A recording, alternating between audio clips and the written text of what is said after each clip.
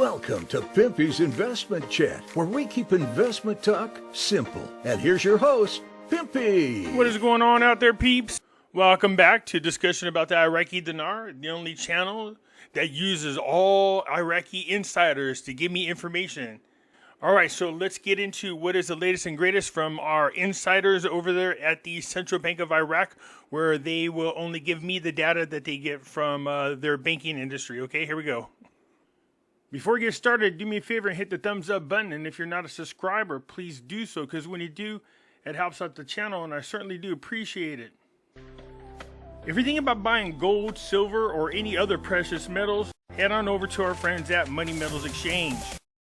The link is down below in the description, or just type in www.moneymetals.com/Pimpy. If you make a purchase when you follow that link, you will automatically be entered for a chance to win 10 free silver ounces. So get started today, and hopefully your stack will start to look like this real soon.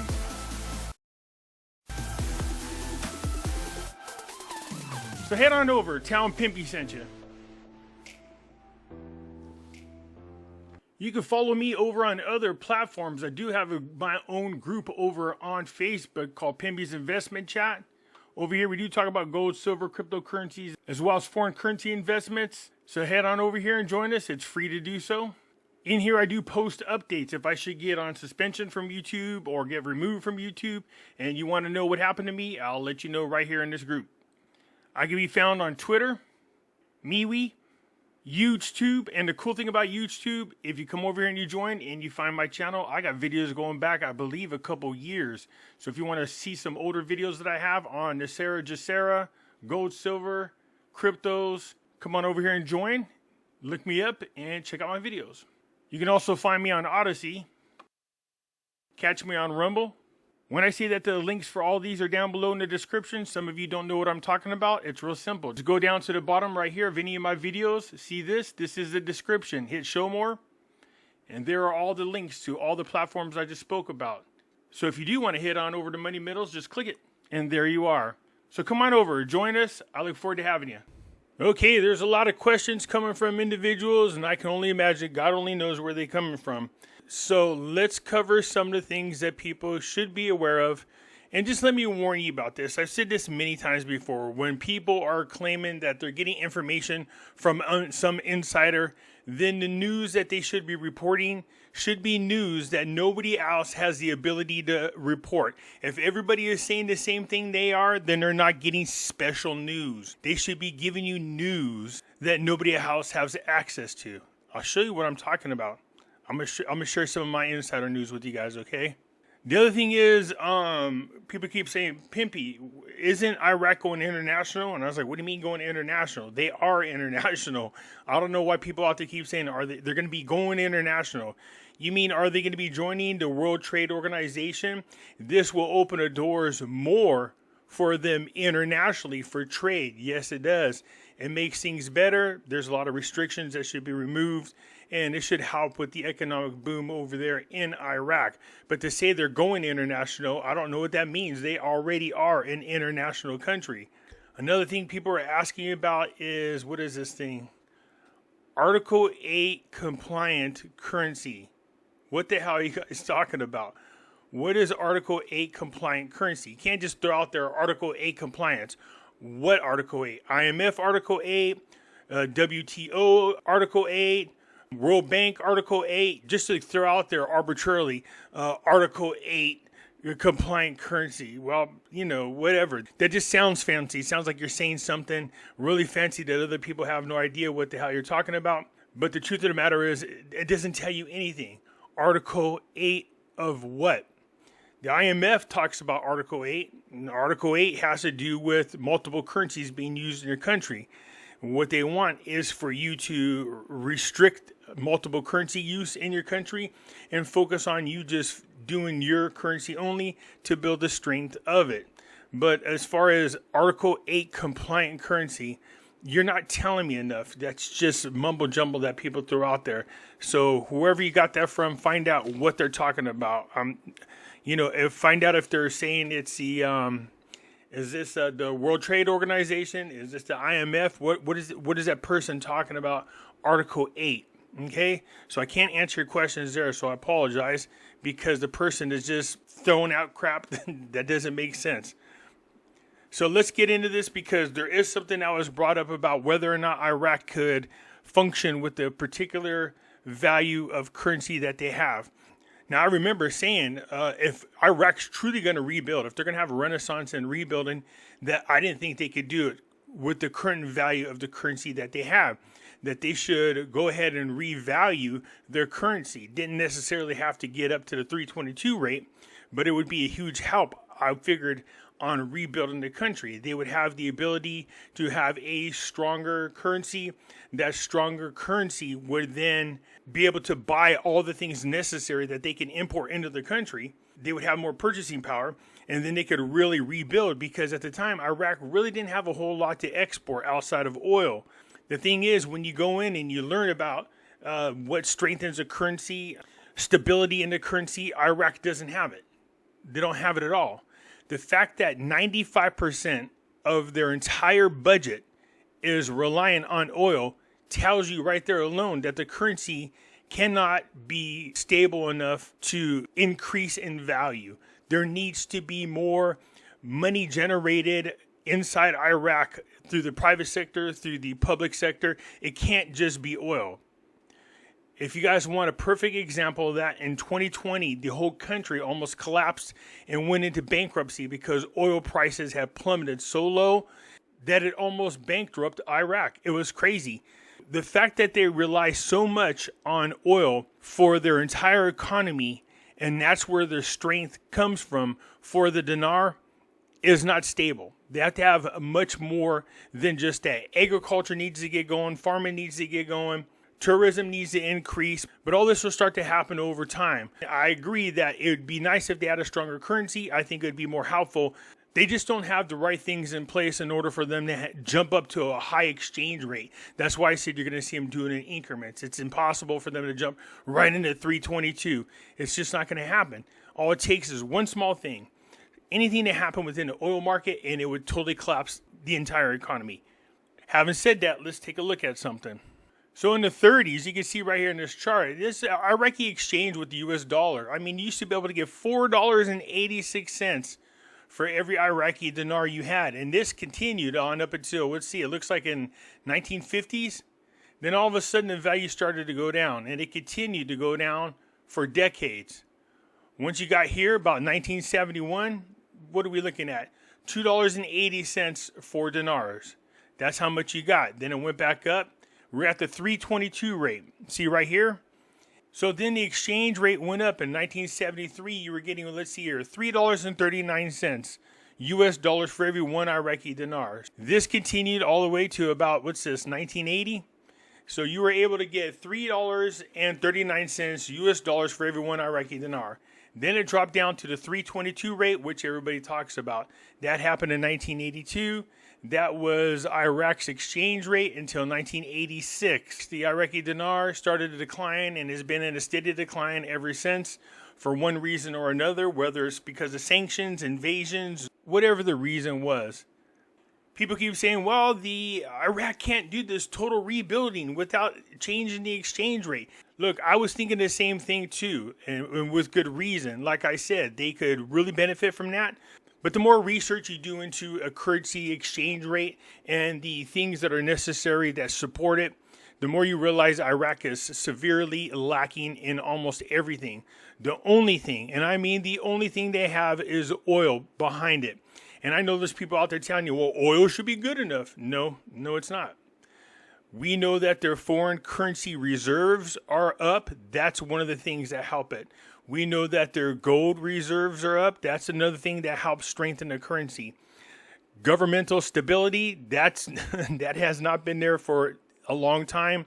Although this government looks pretty good, I'm finding out that our boy Al-Qademi wasn't exactly the perfect angel, come to find out, and I'll show you what I'm talking about here shortly.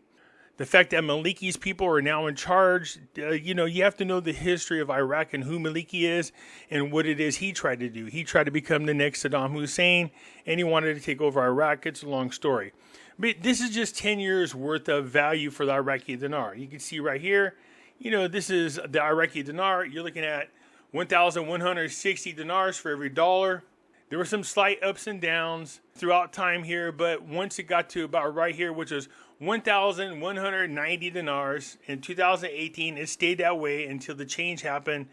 And then we seen a huge drop after they had to decrease the value of the Iraqi dinar, and you got 1,450 dinars for every dollar.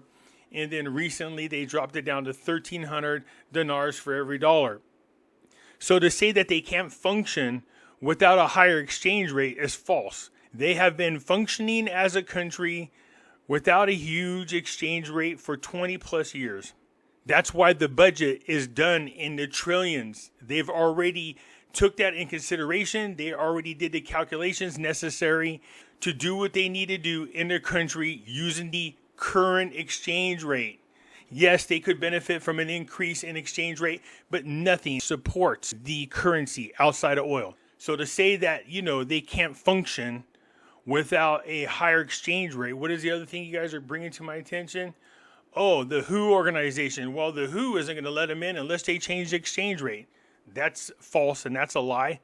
They have many members in there with even worse currencies than the Iraqi dinar. First of all, Iraq is not a member yet of the WHO organization, but to say that they can't get in there with the current exchange rate is false. Vietnam is one of the members, and they've been in there since 1950. Let's take a look at their exchange rate. For every $1 US, we get 23,540 Vietnam dong. So look at that exchange rate. I mean, come on, give me a break. At least with Iraqi, you only get 1,300 dinars. But Vietnam, 23,500 Vietnam dong for every $1 US. To say that they have to increase their exchange rate in order to be a member of the World Trade Organization is false. There are a lot of members within the WHO organization, Turkey, Vietnam, all these people right now, their currencies have been devalued. So to say that they have to have a high exchange rate in order to be there is just false. Here, this comes from my Iraqi Insider that nobody's talking about. So like I said, if these people claiming to have insider information or they have access to a special database, but they're telling you the same news that we are from the articles that we're reading, come on, man. Ding! Let the light go off. They don't have any special insider information. They're not sharing anything with you that we're not. Special insider stuff would be something that nobody else can talk about, that nobody else has access to or information about, all right? So, come on, people, use your head. Now, this is big, and this is big in many ways.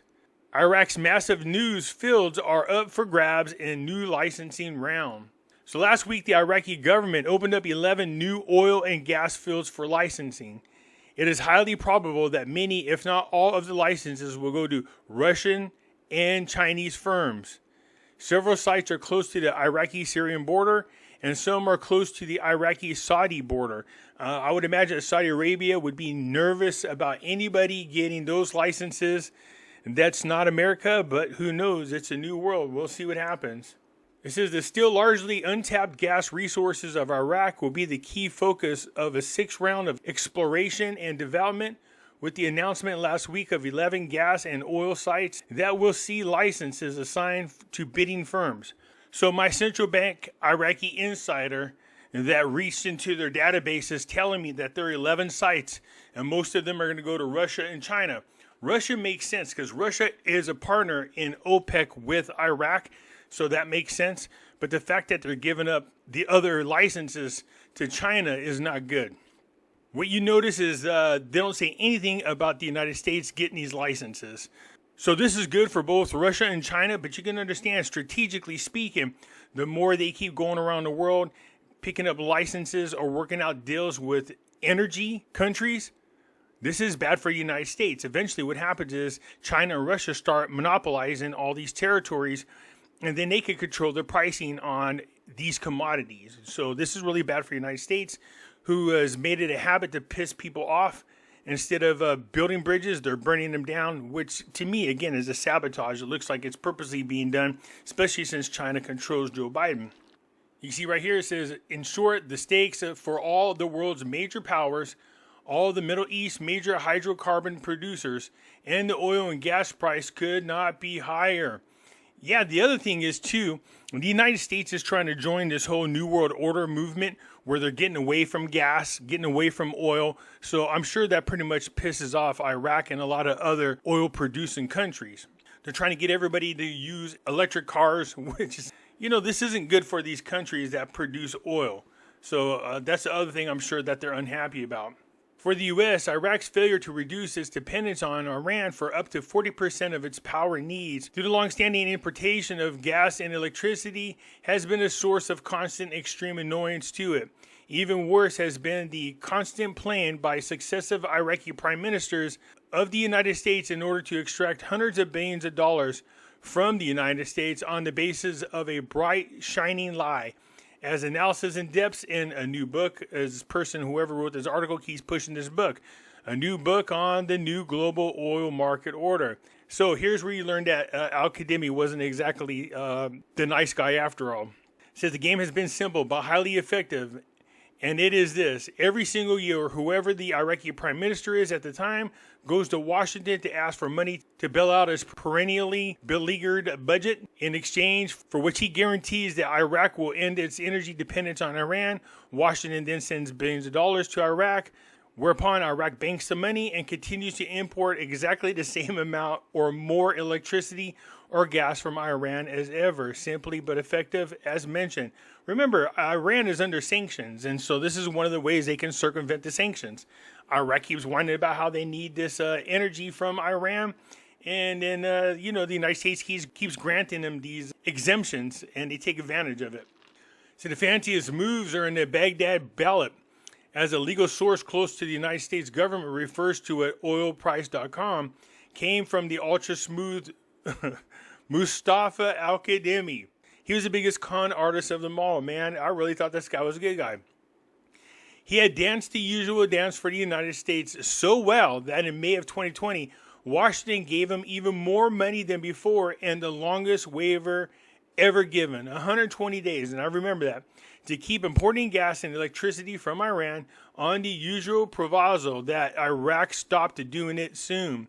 Once the money had been banked and Al-Qademi was safely back in his home territory, Iraq then turned around and signed a 2-year contract, the longest to date, with Iran to keep importing gas and electricity from it. The U.S. has many fine qualities, but tolerance for being made to look stupid is not one of them. Consequently, after the huge news gas and electricity supply deal had been signed between Iraq and Iran, Washington let the formidable then State Department spokeswoman Morgan Ortagus out of her room. In other words, they took the binds off of her and let her start doing her job. Not only was the next waiver Iraq's shortest ever, 30 days, but also at the press conference in which it was announced, Ortagus let it be known that the U.S. has hit 20 Iran and Iraq-based entities with swinging new sanctions. So remember when I told you that these sanctions and the fact that the Iraqi Dinar's exchange rate has been really low is not because of anything the United States was doing, it's because of the corruption within the government. This could have been ended a long time ago, but the corruption is so bad that they just keep hurting themselves. So it's the Iraqi government keeping these sanctions and keeping themselves down because they keep pulling stunts like this. But Al-Qademi, wow, man, that's mind-blowing. So 20 new entities were hit with sanctions. She cited them as being instrumental in funneling money to Iran Islamic Revolutionary Guard, elite quad forces, which was entirely true. She added that 20 entities were continuing to exploit Iraq's dependence on Iran as an electricity and gas source by smuggling Iranian petroleum through the Iraqi ports of Qusar and money laundering through Iraqi front companies, which was also true. Washington was also extremely concerned that Iraq was continuing to act as a conduit for Iranian oil and gas supplies to make their way out in export markets in Southern Europe and in a much greater volume to Asia, especially China. This was true as well. offering up new licenses in gas fields supposedly to reduce Iraq's power dependence on Iran, then is just a part of Baghdad ballot. This time around, though, not only is it exceptionally unlikely that Iraq's dependence on Iran will be reduced, of course not, but even worse for the U.S., it is highly probable that many, if not all, of the licenses will go to Russia and China firms. Look, Iran and Iraq have been brother or sister countries for the longest time. You can't just tell them, don't deal with them. It doesn't work that way. It doesn't make a difference if you went in their country and kicked their ass or not. As much as they frustrate one another, they've always worked hand in hand. So to think that the United States has the audacity to try to make these two break any kind of bonds together, they're sadly mistaken. You can just tell by the government that's in power. First of all, you got Maliki, who is an Iranian-backed politician. His entire group, the coordinated framework, are all Iranian-backed politicians. So what do you think was going to happen? So this isn't good for the United States. I will leave a link so you guys can read an article from Iraqi Insider, and other people are welcome to share this news. This isn't good for the United States. So just real quick, increase in the exchange rate of the Iraqi Dinar would be a big help to Iraq when it comes to rebuilding infrastructure. But it's not going to happen. They depend way too much on oil, and anything can happen to oil prices, and it would be really detrimental to Iraq. As far as Article 8 compliance, I know you guys are asking me about that. I don't know what the hell that means, so whoever you're getting that from, go find out Article what? From the WHO organization, the World Trade Organization, the IMF. I mean, just to throw out their Article 8 compliance doesn't make no sense whatsoever. This news that came out about the 11 sites, this is really big news. This is really bad for the United States. Their relationships are really souring all around the world, and you could thank the Democrats as well as Biden for making that happen. Anyways, so there you go. There you have it. 11 new sites are up for grabs, and it looks like it's all going to go to Russia and China. That's it for now. You guys let me know what you think. I'll look for the comments, and I'll catch you later. I am out.